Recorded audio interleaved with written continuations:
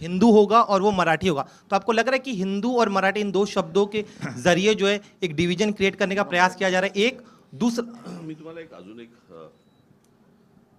एक प्रश्न विचारतो. मला असं वाटतं की आपण थोडासा इतिहास माहिती नसेल तर सांगतो. पेशव्यांच्या काळामध्ये मला असं वाटतं 3 संस्थानं उभी राहिली. त्यातलं एक गुजरातचं मधलं गायकवाडांचं, शिंदेंचं म्हणजे सिंधिया ज्यांना म्हणतो आपण ते, आणि तिसरं होळकरांचं. बरोबर. जे साम्राज्य उभं राहिलं ते बडोद्याचं साम्राज्य उभं राहिलं, जे मराठेशाहीचं साम्राज्य आहे. बरोबर. मग त्या बडोद्यामध्ये सगळे मेयर गुजराती का होता तो?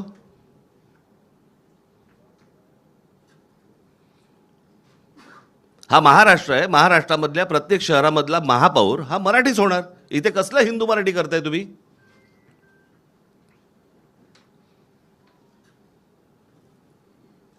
आणि मला मी त्या दिवशी म्हटलं नाही का तुम्हाला की आम्ही हिंदू आहोत, हिंदी नाही आहोत.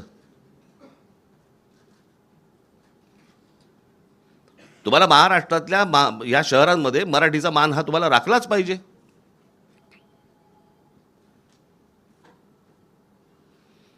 त्याच्यामुळे आमचा जो महापौर होईल तो मराठीच होणार.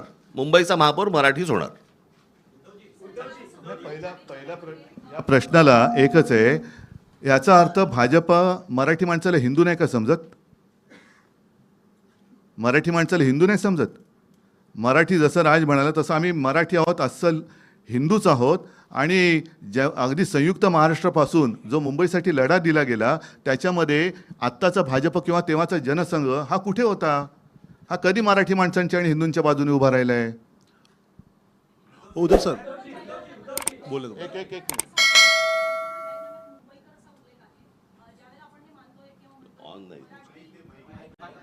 नाही तो त्यांचा माईक आहे. ज्यावेळेला आपण हे म्हणतोय की मुंबईमध्ये मराठी माणसावर अन्याय होतोय आणि तुम्ही तो मुद्दा घेऊन पुढे जात असाल तर या संपूर्ण वचननाम्यामध्ये मराठी माणसासाठी अशी कुठली वचनं आहेत? कारण त्या प्रत्येक ठिकाणी मुंबईकर असे उल्लेख पाहायला मिळत आहेत. याचं कारण असं आहे की हा निवडणूक आयोगाला पाठवला जातो आणि त्यांच्याकडनं सँक्शन होऊन येतो.